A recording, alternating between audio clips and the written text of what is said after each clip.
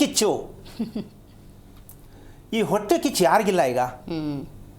ಅಂದರೆ ಆ ಹೊಟ್ಟೆ ಕಿಚ್ಚಿಗೆ ಬ್ರಾಕೆಟಲ್ಲಿ ದ್ವೇಷ. ಹೌದು. ನಾನು ಚೆನ್ನಾಗಿರಬೇಕು, ನಾನು ಚೆನ್ನಾಗಾಗಬೇಕು, ನಾನು ಹಿಂಗಿರಬೇಕು, ನನ್ನ ಮಗು ಒಳ್ಳೇದಿರಬೇಕು, ನನಗೆ ಸಿಗೋ ಗಂಡ ಹಿಂಗಿರಬೇಕು, ನನಗೆ ಹೆಂಡತಿ ಹೀಗಿರಬೇಕು, ಇವೆಲ್ಲವೂ ಹೊಟ್ಟೆ ಕಿಚ್ಚೆ.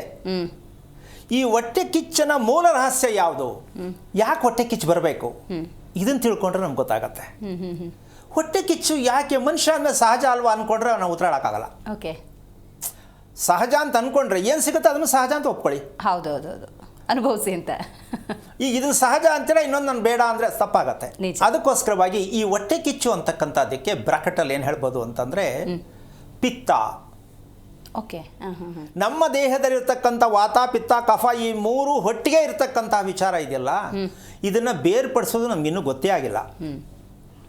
ಆದರೆ ನಾವು ನನ್ನ ಪಿತ್ತ ಶರೀರ, ನಂದು ವಾತ ಶರೀರ ಅಂತ ಹೇಳಿ ನಮ್ಮ ಅನುಕೂಲಕ್ಕೆ ತಕ್ಕಂತೆ ಯಾರೋ ಹೇಳಿದ್ರು ಏನೋ ಮಾಡ್ಕೊಂಡು ಅಂತ ಡಿವೈಡ್ ಮಾಡ್ಕೊಂಡಿರ್ತೀವಿ. ಈ ಪಿತ್ತ ಅಂತಕ್ಕಂಥದ್ದು ಹೊಟ್ಟೆ ಕಿಂಚಿನಿಂದನೇ ವಿಷ ಉತ್ಪತ್ತಿಯಾಗತ್ತೆ. ನಮ್ಮ ಕರುಳಿನಲ್ಲಿ ವಿಷ ಉತ್ಪತ್ತಿಯಾಗೋದಕ್ಕೆ ಈ ಪಿತ್ತನೇ ಮೂಲ ಕಾರಣ. ಇದು ಎಷ್ಟು ಮಟ್ಟಕ್ಕೆ ನಾವು ತಿಳ್ಕೊಂಡಿದ್ದೀವಿ ಅಂತಕ್ಕಂತಹ ಒಂದು ವಿಷಯಕ್ಕೆ ಹೋದರೆ, ಭೂಮಿಯಲ್ಲಿ ವಿಷ, ನಮ್ಮ ಹೊಟ್ಟೆಯಲ್ಲಿ ವಿಷ. ಭೂಮಿಯಲ್ಲಿ ವಿಷ ಯಾವುದು ಅಂದರೆ, ಇವಾಗ ಗಾಡಿಯನ್ನು ತೊಗೊಂಡು ಬಂದು ಮನೆಯಲ್ಲಿ ಪಾರ್ಕ್ ಮಾಡ್ತೀವಿ. ಬೆಳಿಗ್ಗೆ ಹೋಗ್ಬೇಕಾದ್ರೆ ಸ್ಟೈಲಾಗಿ ಅಲ್ಲೇ ಸ್ಟಾರ್ಟ್ ಮಾಡ್ತೀವಿ, ಹೌದಲ್ಲ?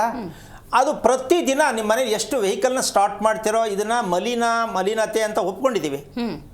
ಅದು ನಿಮ್ಮ ಭೂಮಿಗೆ ಎಷ್ಟು ಮಟ್ಟಕ್ಕೆ ಕೂತ್ಕೊಂಡಿರುತ್ತೆ ವಿಷ ಅಂತ ನಮ್ಗೆ ಅರ್ಥ ಆಗಿದೆ ಇಲ್ವೋ ಅಂತ ನೀವೇ ಯೋಚನೆ ಮಾಡಿ. ಓಕೆ.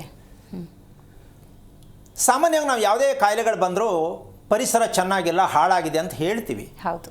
ಆದರೆ ನಮ್ಮ ಮನೇಲೇ ನಾವು ಪರಿಸರ ಹಾಳು ಮಾಡ್ಕೊಂಡಿದ್ದೀವಿ. ಮನೆ ಕಟ್ಟೋದ್ರಲ್ಲಿ ಪರಿಸರ ಹಾಳು ಮಾಡ್ಕೊಂಡು ಮನೆ ಕಟ್ಟಿದ್ದೀವಿ. ಅದಕ್ಕೆ ಸಾಲದು ಅಂತ ವೆಹಿಕಲ್ಸ್ ತಂದು ಮನೆ ಒಳಗಡೆ ಇಟ್ಕೋತೀವಿ.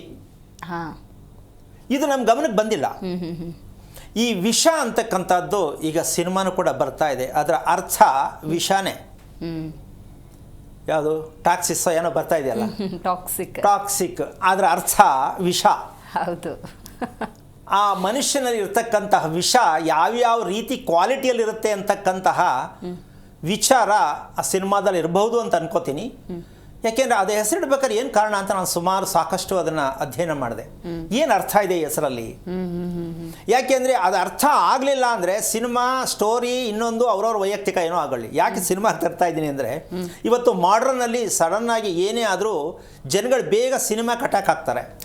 ಸೊ ಅದನ್ನು ತಗೊಳ್ತಾರೆ. ಹಾಗಾಗಿ ಈ ಸಿನಿಮಾ ಮಾದರಿ ವಿಷಯನ ನಾನು ಇಲ್ಲಿ ತರಬೇಕಾಯ್ತು. ಇದು ನಮ್ಮ ಮಣ್ಣಿನಲ್ಲಿ ಇರ್ತಕ್ಕಂತಹ ಒಂದು ವಿಷ ಮಾಡ್ಕೊಂಡಿದ್ದೀವಿ, ಮೊದಲು ಇರಲಿಲ್ಲ.